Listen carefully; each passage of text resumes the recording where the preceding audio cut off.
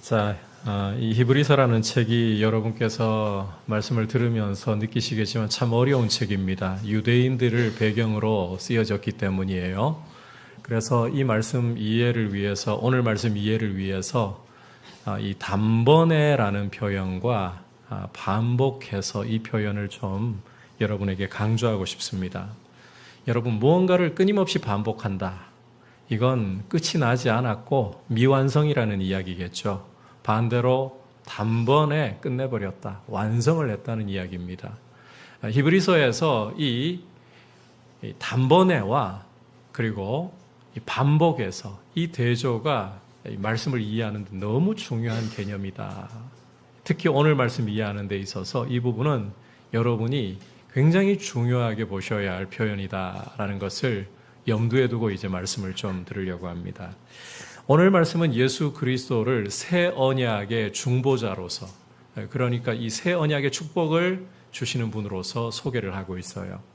말씀의 전반적인 흐름을 간단하게 좀 개요를 설명을 드리자면, 새 언약이라는 것은 예수 그리스도의 피로써 인준되고 세워졌다라는 것이고, 그 새 언약을 세우는, 인준하는 예수 그리스도의 피가 얼마나 큰 능력이 있는가, 얼마나 그 효력이 강력한가, 이걸 오늘 보여주고자 하는 게 말씀의 흐름이라는 겁니다.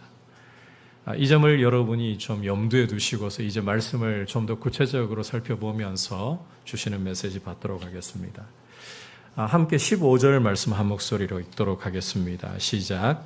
이로 말미암아 그는 새 언약의 중보자시니 이는 첫 언약 때에 범죄한 죄에서 속량하려고 죽으사 부르심을 입은 자로 하여금 영원한 기업의 약속을 얻게 하려 하심이라. 자, 함께 읽은 말씀에서 히브리서 기자는 예수 그리스도는 새 언약의 중보자이시다. 앞서 설명한 것처럼 새 언약의 축복을 가져다 주시는 분이시다. 이런 소개를 하고 있습니다. 자, 예수 그리스도께서 이 새 언약의 중보자, 새 언약을 가져다 주시는, 그 축복을 가져다 주시는 분이 되시는 이유를 15절 머리 부분을 보시면 이로 말미암아라는 표현으로 정리를 하고 있는데, 좀 간단하게 설명드리면 예수 그리스도께서 자기의 피로서 하늘 지성소에 단번에 들어가심으로 영원한 속죄를 이루셨다. 바로 그것을 통해 새 언약의 중보자가 되셨다. 새 언약의 축복을 우리에게 가져다 주신다. 이 설명을 하고 있는 겁니다. 자, 이어 15절 후반부에서는 예수님이 새 언약의 중보자로서 주시는 축복을 두 가지로, 오늘 말씀에서는 두 가지로 요약 정리를 하고 있어요. 첫 번째는 첫 언약 때에 범죄한 죄에서 속량하신다.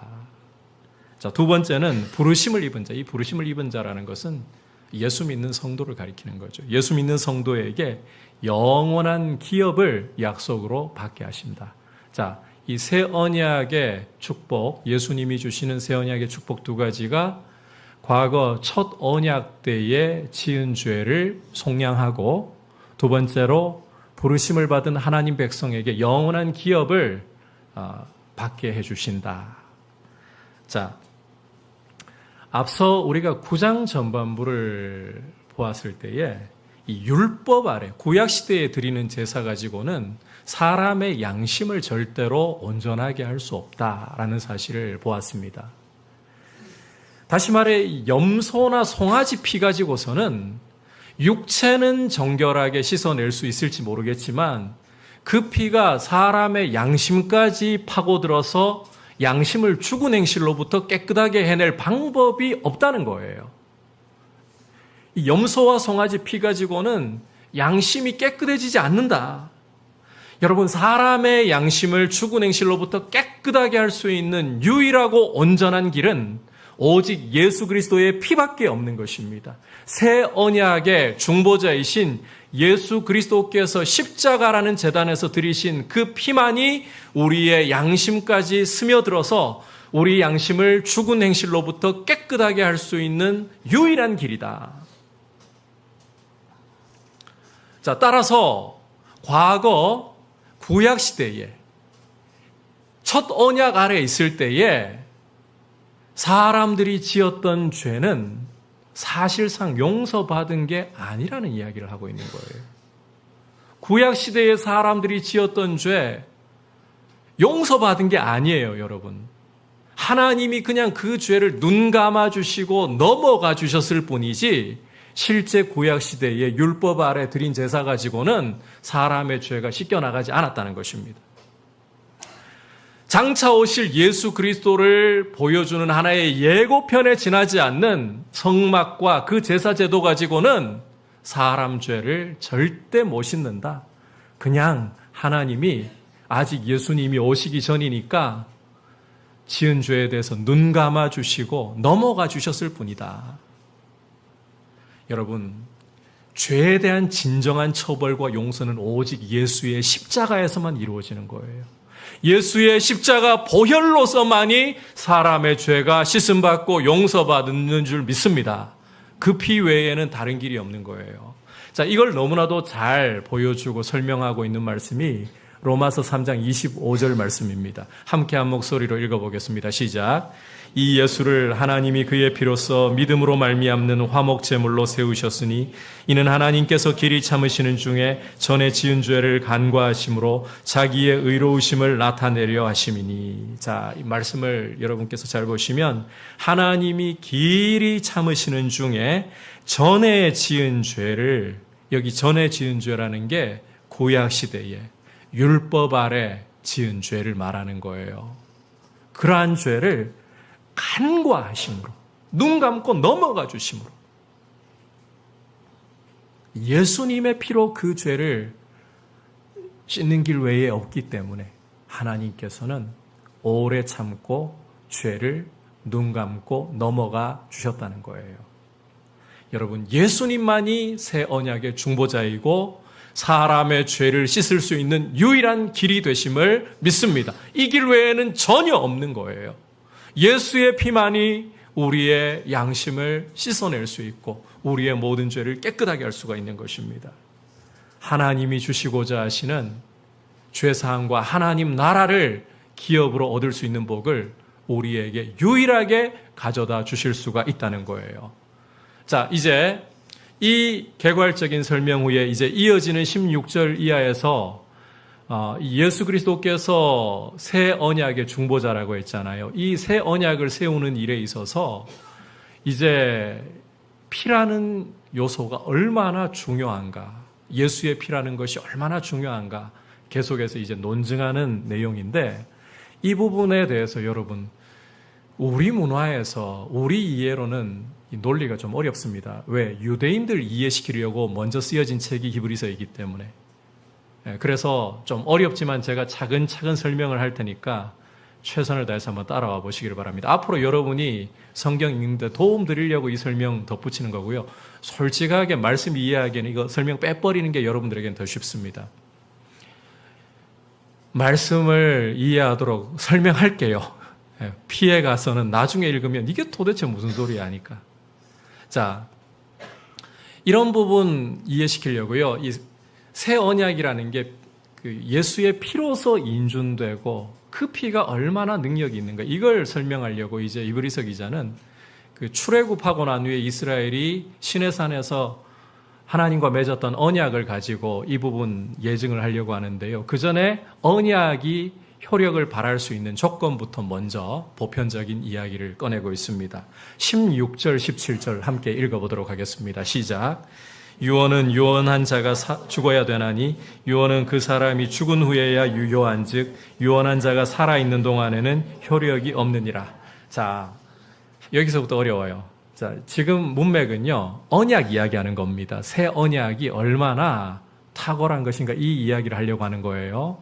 그 첫 언약하고 대비를 이루어가지고. 그런데 언약 이야기하는데 갑자기 16절, 17절 보니까 무슨 이야기가 등장하고 있습니까? 뜬금없이 유언 이야기가 나오고 있어요. 이 말에는 맥락이라는 게 있는데 언약 이야기하다가 갑자기 왜 유언을 이야기하는가? 자, 그런데 이 부분을 헬라어로 보게 되면 유언에 해당하는 헬라어가 디아데케라는 단어를 쓰고 있는데 이건 기억 못 하셔도 괜찮아요.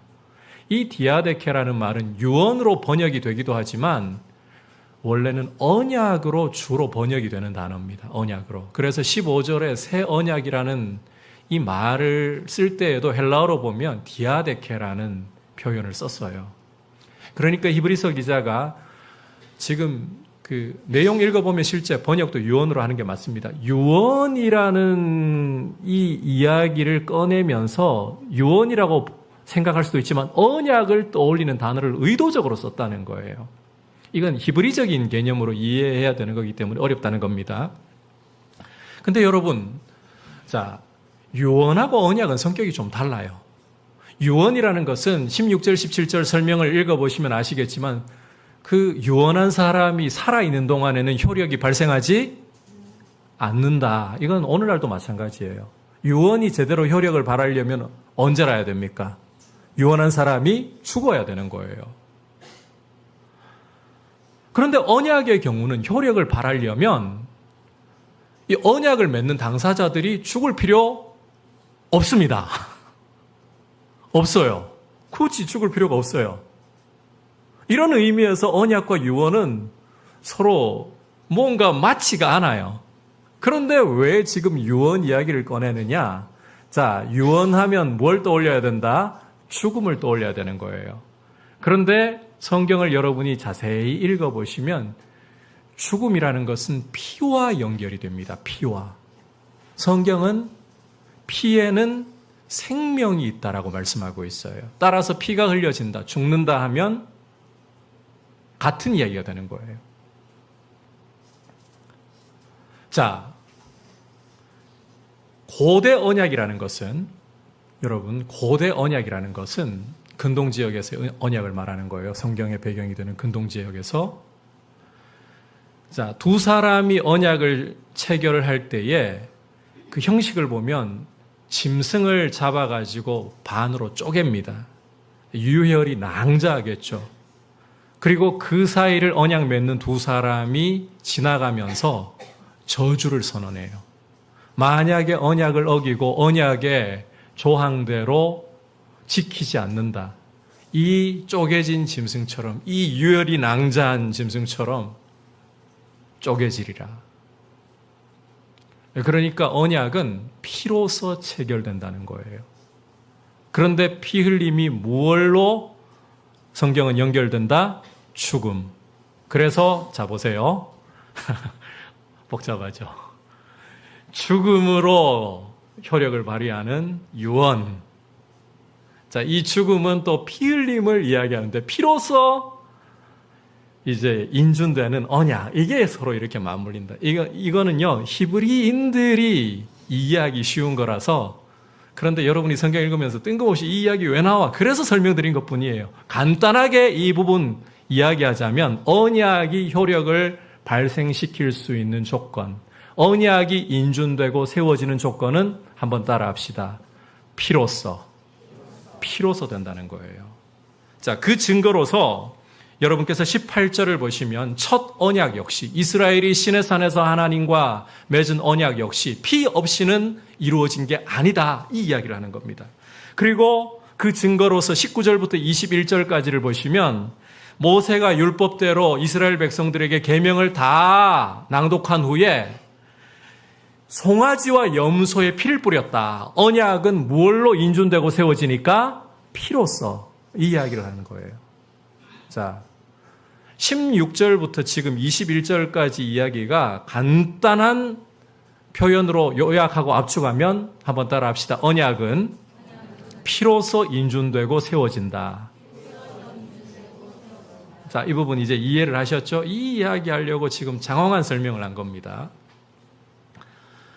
자, 주목할 것은 첫 언약만 피로써 인준되고 세워지는 게 아니라는 거예요. 예수 그리스도께서 우리에게 축복을 주시게 되는 통로인 새 언약 역시 자, 피로써 세워지는 것이다. 그런데 똑같은 피가 아닙니다. 여러분께서 22절 이하를 좀 보셔야 되는데요.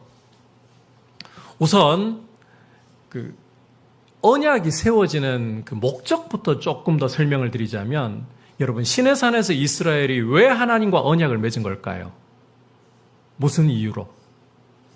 그 배경이 되는 출애굽기 19장을 여러분이 읽어보시면 하나님께서는 이스라엘을 자기의 백성으로 삼으시고 이스라엘은 하나님을 자신의 하나님으로 삼기 위함이에요. 간단히 이야기하면 하나님과 이스라엘 백성이 관계 속에 서로 사귐 속에 있기 위해서 언약을 맺었다는 것입니다. 자, 그런데 여러분, 죄인이 하나님 가까이 하려면 정결해야 돼요. 거룩해야 되는 거예요. 죄가 해결이 되어야 되는 거예요. 이 문제 해결하려면 피가 흘러야 되는 거예요. 22절에서 그래서 여러분께서 후반부를 보시면 이런 이야기를 합니다. 피 흘림이 없은즉 사함이 없느니라. 하나님과 언약에 필요한 모든 부분들이, 모든 성물들과 제도들이 피로서 정결하게 될 뿐만 아니라 결정적으로 죄가 사함 받으려면 피가 흘러야 된다는 거예요. 그래서 피가 필요한 것이고, 자, 새 언약 또한 실제로 죄를 씻는 것은 새 언약입니다. 이 축복이 오려면 피가 흘러야 된다. 이 이야기를 하려고 하는 거예요. 그런데 이 첫 언약 같은 경우는 염소와 송아지 피라고 했잖아요. 모형과 그림자에 해당하는 이 염소와 송아지의 피일 뿐인데 이제 새 언약은 더 좋은 예물로 23절 후반부 보시면 하늘에 있는 그것들은 이런 것들보다 더 좋은 예물로 할지니라. 결론부터 미리 말씀드리면 예수 그리스도의 피로 인준되고 세워진다는 거예요. 자, 이 부분을 이제 좀 더 구체적으로 우리가 살펴보도록 할게요. 더 좋은 제물로 할지니라. 예수 그리스도의 피로 새 언약이 인준된다. 이 부분을 이제 24절부터 26절까지를 보시면 다음과 같이 상세하게 설명을 하고 있습니다. 같이 읽어보겠습니다. 시작.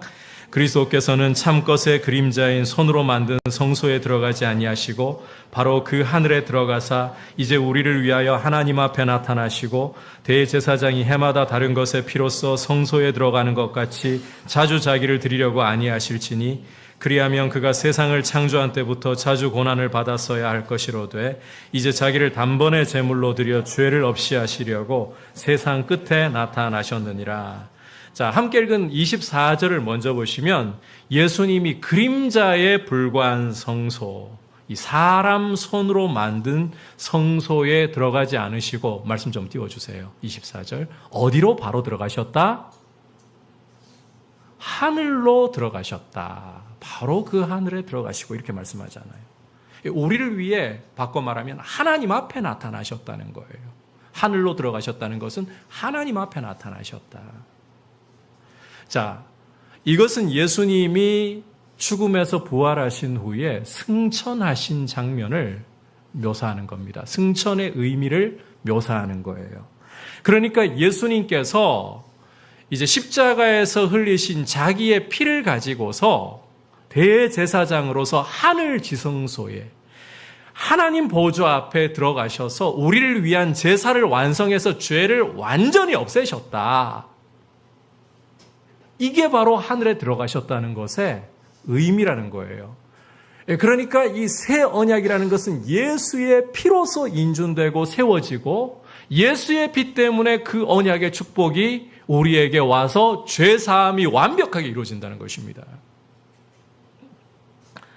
자, 주목할 것은 자, 이 일을 하실 때 이렇게 새 언약을 세우시고 그 새 언약으로 그 피로 우리 죄를 완전히 도말하실 때에 25절을 보시면 레위 제사장들이 해마다 다른 짐승들의 피로서 지성소에 반복해서 들어가는 것처럼 하지 않으셨다.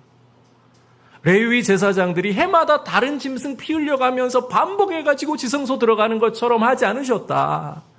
아니, 오히려 26절 후반부에서 보는 것처럼 자기를 단번에 제물로 드려서 죄를 없애시려고 세상 끝에 나타나셨다. 이렇게 묘사를 하고 있어요. 자, 이 부분은요, 그 25절 이하 부분은 예수님의 피의 효력을 이야기한다고 보시면 되는 대목이에요. 앞서는 예수님의 피로 새 언약이 체결되었다. 자, 그런데 25절부터는 이제 이 피가 얼마나 능력이 있는가, 얼마나 효력이 있고 강력한가. 자, 구약 제사장들 어떻게 한다 그랬습니까? 해마다 다른 짐승 피 가지고 반복적으로 지성소에 들어가야 된다 그랬죠. 여러분, 반복한다는 게 어떤 의미라 그랬습니까? 끝이 안 난다, 미완성이다, 불완전하다. 그래서 첫 언약 아래서는 짐승 피 갖고 죄를 못 씻어내는 거예요. 죄 문제가 해결이 안 되는 거예요. 그런데 예수 그리스도는 어떻게? 반복적이 아니라 단번에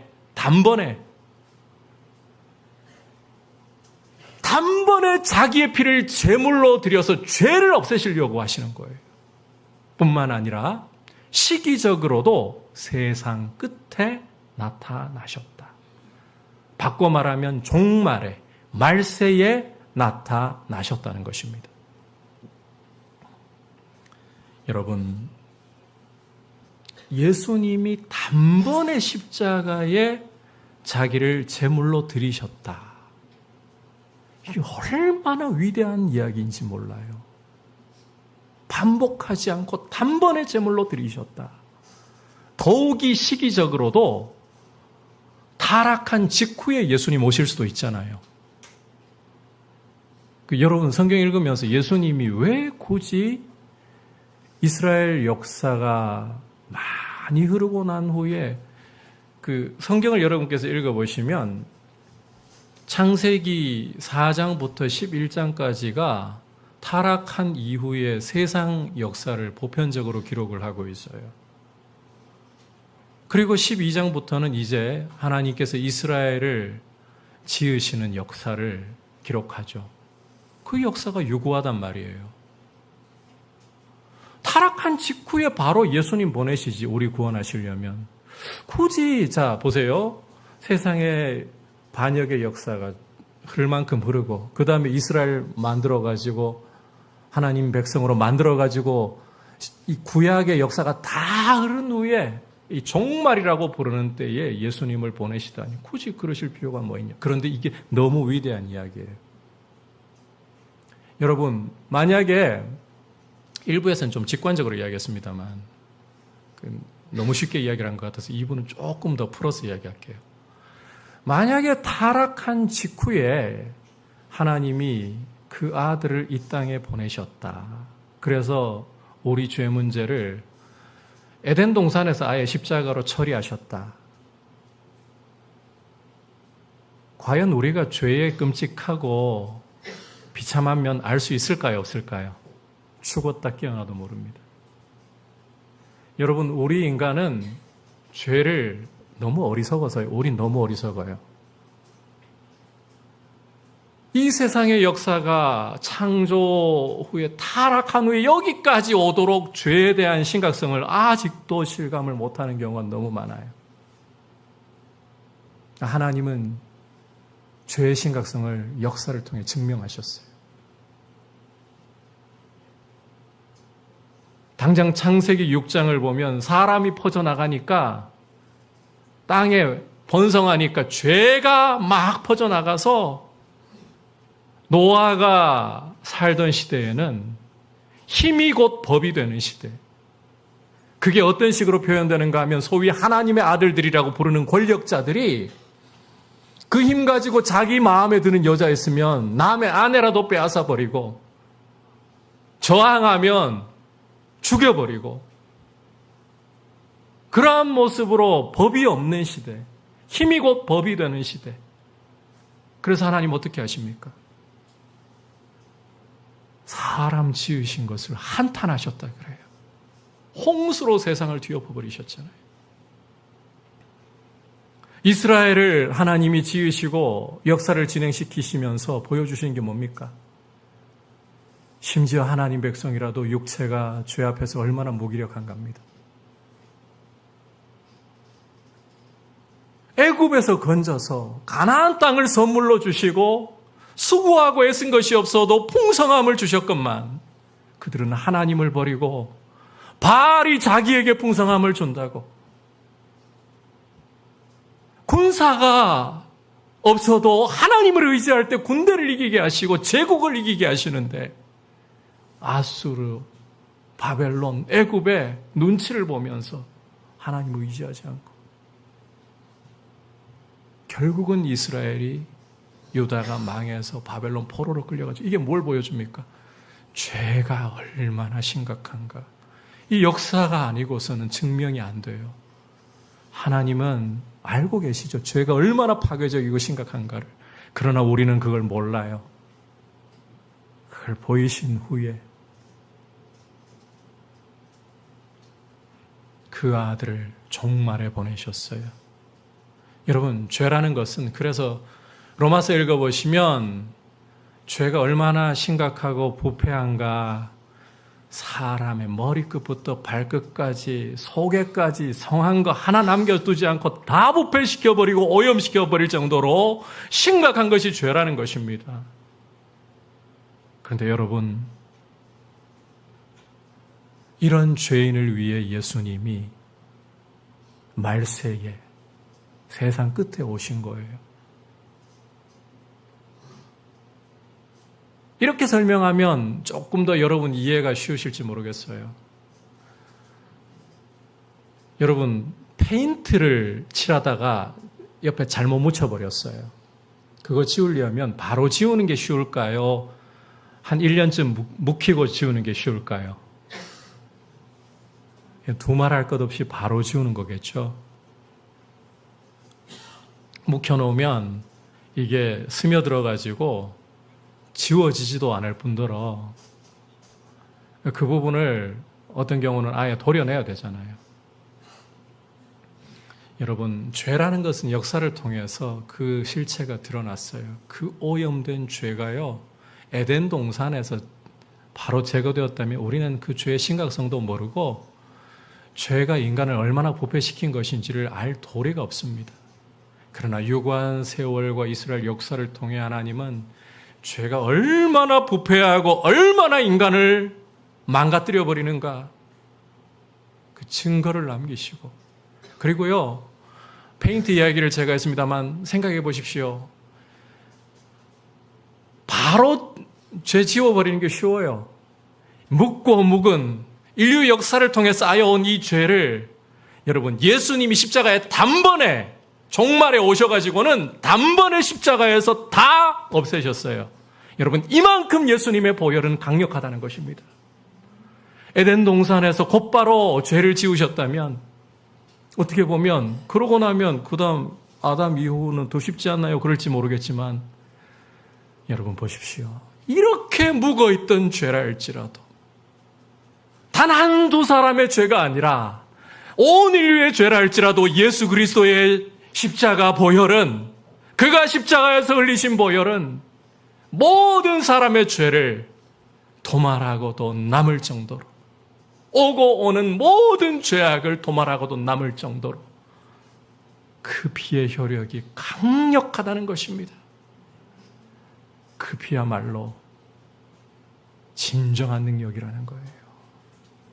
단번에 모든 사람의 죄악을 영원히 도말할 정도로. 그게 여러분 단번에란 이야기예요. 세상 끝에라는 의미예요. 새 언약은 이렇게 예수님의 피로 세워지는 것이고, 이 예수님의 피가 얼마나 강력한가.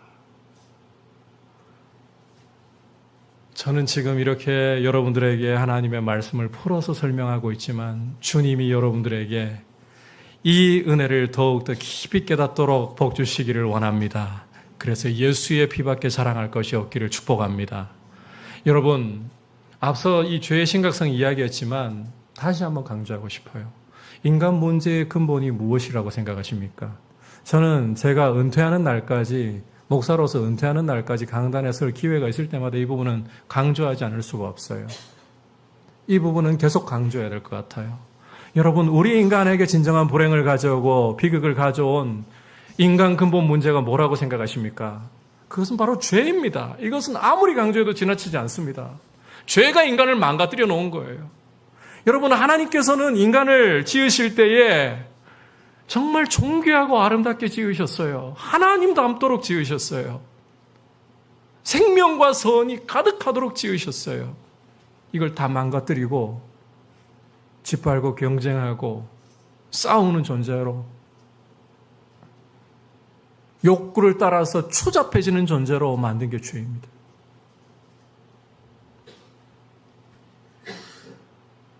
얼마 전 마크 맨슨이라는 미국의 한 작가이자 유명 유튜버가 우리 한국을 방문해가지고 한국을 탐방하고 체험한 후에 자신의 계정에다가 유튜브 계정에다가 동영상을 하나 올렸어요. 그 유튜브 동영상의 제목이 나는 세계에서 가장 우울한 나라를 여행했다 였습니다. 나는 세계에서 가장 우울한 나라를 여행했다. 불안과 우울증과 알코올 중독, 자살률이 정말 믿을 수 없을 정도로 높은 나라가 우리 대한민국이라는 겁니다. 그리고 그 원인에는 정말 쥐어짤 듯한 지독한 경쟁이 있다는 거예요. 지독한 경쟁이 있다.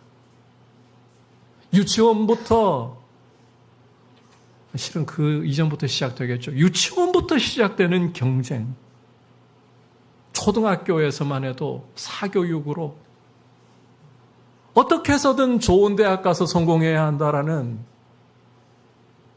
강남에서는 제가 전에 들은 이야기를 여러분께 하자면요. 이 강남 엄마의 진술이라고 그래요, 실제로. 애들이 기득권을 잃어버리지 않으려고 초등학생 때부터 눈빛이 다르대요.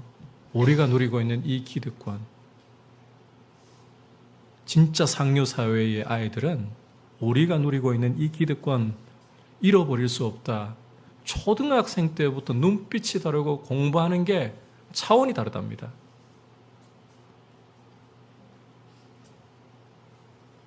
이러니 얼마나 지독한 경쟁이에요.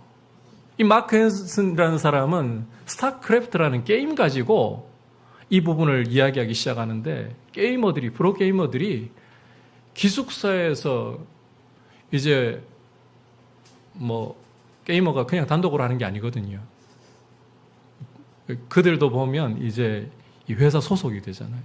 기숙사에서부터 눈 뜨고 있는 동안에는 계속 게임을 하면서 거기에서 경쟁시켜서 탈락시켜버리는 구조로 간답니다.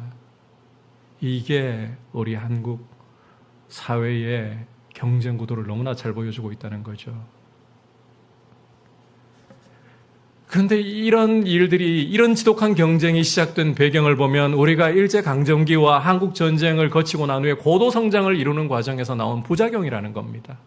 마크 맨슨이라는 사람은 이게 유교와 이 자본주의의 단점이 극대화된 것이라고 평가를 하고 있어요. 물론 이 사람의 평가, 이 사람의 진단에 대해서 부정적인 의견들도 만만치 않게 일어나고 있습니다. 그런데 우리가 부정할 수 없는 분명한 사실은 대한민국은 세계에서 가장 우울한 나라 중에 하나이고, 그리고 그 배경에는 지독한 경쟁이 있다. 이것은 부인할 수가 없는 일이에요. 자, 그렇다면 여기에서 이제 한 가지 여러분께 질문 드려보고 싶습니다. 이 나라를 이렇게 우울하게 만들고 있는 이 지독한 경쟁 시스템을 좀 걷어낼 수만 있다면 과연 진정한 행복이 찾아오고 우리의 삶의 문제가 해결이 될 수 있는 것일까요? 여러분, 근본적으로 우리 인간이 진정한 행복을 찾고 삶의 문제가 진정으로 해결되려면 죄가 해결되지 않으면 안 되는 거예요. 죄가 정말 문제이고 죄가 어떠한 결과를 가져오느냐. 여러분, 27절 말씀을 함께 읽어보도록 하겠습니다. 시작. 한 번 죽는 것은 사람에게 정해진 것이요 그 후에는 심판이 있으리니. 여러분, 하나님이 우리를 지으실 때에는 죽음이라는 것을 몰랐습니다. 죽음의 그림자조차 찾아볼 수가 없었습니다. 죄가 들어오면서부터 죽음이 따라오기 시작했고 죽음 후에 심판이 있는 거예요. 여러분, 사람에게 가장 두려운 것이 무엇이냐? 제가 목회를 하면서 사람의 죽음을 가까이에서 누구보다 많이 보면서 죽음이에요, 결국. 죽음이라고 밖에는 결론을 내릴 수가 없어요. 그게 끝이 아니라 그 후에 심판이 있다는 거죠. 왜 이렇게 죽음과 심판이 인간을 두렵게 하는 것. 죄 때문인 겁니다. 죄. 이게 해결이 안 되면 안 되는 거예요. 그런데 이 죄 문제를 어떻게 해결을 하느냐. 오늘 28절은 오늘 말씀 전체의 정리이고 결론이에요. 함께 28절 읽어보겠습니다. 시작. 이와 같이 그리스도도 많은 사람의 죄를 담당하시려고 단번에 들이신 바 되셨고 구원에 이르게 하기 위하여 죄와 상관없이 자기를 바라는 자들에게 두 번째 나타나시리라. 자, 죄 문제를 어떻게 하시느냐. 그리스도께서 많은 사람의 죄를 담당하시려고 단번에 들이신 바 되셨다. 자기를 단번에 십자가에 들이셨다. 뒤에 더 이상의 자세한 설명 없지만 그것을 통해 영원한 속죄를 이루셔서 그를 믿는 자마다 죄사함 받고 하나님의 자녀가 되게 하셨다. 자, 그리고 28절 후반부 보시면 자기를 바라는 자들에게, 여기 자기를 바라는 자들이란 예수 믿는 성도를 가리킵니다. 예수 믿고 구원받은 성도에게 이제 두 번째 나타나실, 죄와 상관없이 자기를 바라는 자들, 예수 믿고 구원받고 죄 사함 받은 자들에게 두 번째 나타나실 것이다. 무엇을 위해? 구원에 이르게 하려고. 이미 구원받았는데 또 구원받게 하시려고. 그런 뜻이 아니고요. 구원받아서 죄 사함 받은 성도가 구원의 완성에 이르도록. 여러분, 우리 몸은 죄 사함 받고 이 죄 문제가 해결되었지만 그럼에도 불구하고 이 육체에는 죄가 남아있어요. 죄에서 벗어나서 더 이상 죄의 종이 아니지만 죄는 우리의 육체에 남아서 싸우고 있어요. 이게 언제 완성이 되느냐? 우리 주님 오실 날에. 그가 다시 오실 때에는 이 죄로 인해서 부패함이 남아있는 몸이 질병이 찾아오고 죽음을 경험하지 않을 수 없는 이 몸이 영광의 주님의 몸과 같이 변화되고 그리고 그 몸으로 우리는 영원한 하나님의 나라를 우리의 기업으로 맡게 되는 것입니다. 이 일을 위해 우리 주님이 다시 오신다.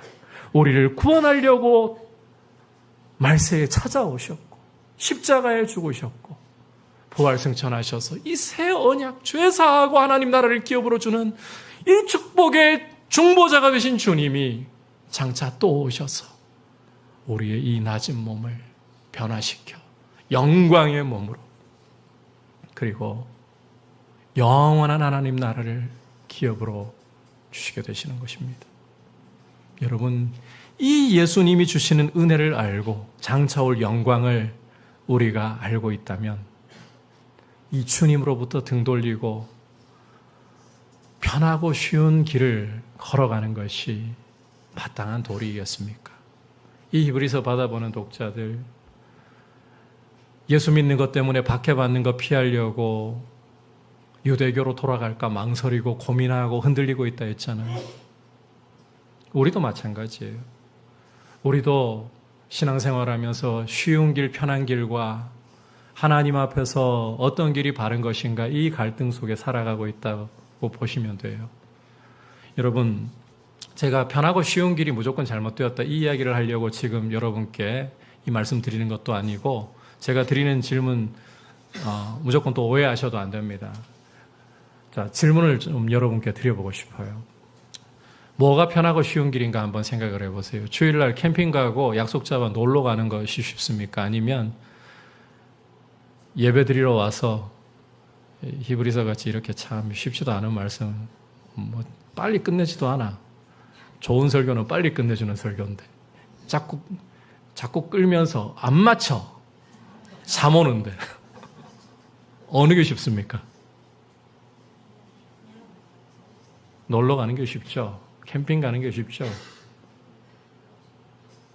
자, 이건 그냥 이건 제가 개인적으로 생각하는 부분이기도 하고 여러분들이 다 이걸 맞추셔야 된다는 이야기는 아니고 그냥 한번 여쭤보는 거예요.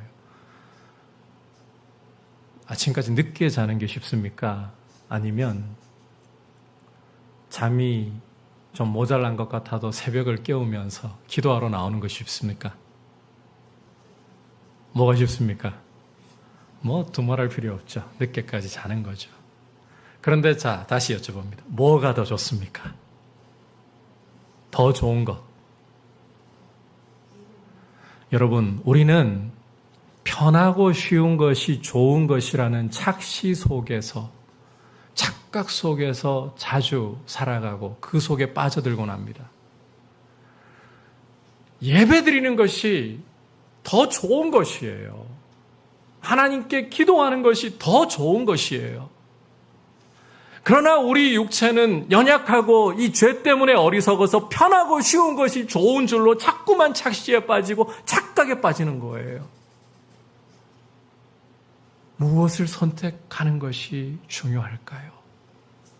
여러분들에게 피곤하고 힘들 때에 쉬면 안 됩니까? 뭐 어떤 분들은 저도 그런 생각할 때가 있는데 주님 날아가서 그때 쉬면 되지 뭐 지금 열심히 달리고. 그런데 아무리 그러려고 해도요, 감기 한번 걸려버리면, 요즘 감기 독하잖아요. 몸이 마음대로 말들어야 말이죠. 허리 안 좋아 버리잖아요. 제 허리 개척하고 난 후에 3번까지 환자가 되어 봤잖아요. 그럴 때는 꼼짝 못하고 그냥 누워있어요. 책 못 읽어요, 제대로. 누워가지고 읽는 것도 한계가 있지. 그럴 때 쉬어야죠. 어떻게 해요? 여러분의 생각이 너무 고민으로 복잡하고 번뇌하고 있는데, 그럴 때 성경 읽어라. 무조건 강요 못해요. 그런다고 말씀이 들어오나요? 그럴 때는 좀 바람 쐴 필요도 있어요. 그런데 여러분, 하나님 앞에서 서야 할 때에, 우리의 도리를 행해야 할 때에, 그때도 몸이 그냥 변하기 때문에, 쉽기 때문에 그걸 선택해서는 안 된다는 겁니다. 우리 위해서 죄 사하시려고 이 인류가, 여러분, 한 사람이, 우리 조상 아담이 대표로 죄지었지만 그 이후로 우리 한 사람 한 사람이 유구한 역사를 통해서 얼마나 하나님을 반역하고 얼마나 하나님께 범죄하면서 이 세상의 역사를 죄로 오염시켜 왔습니까?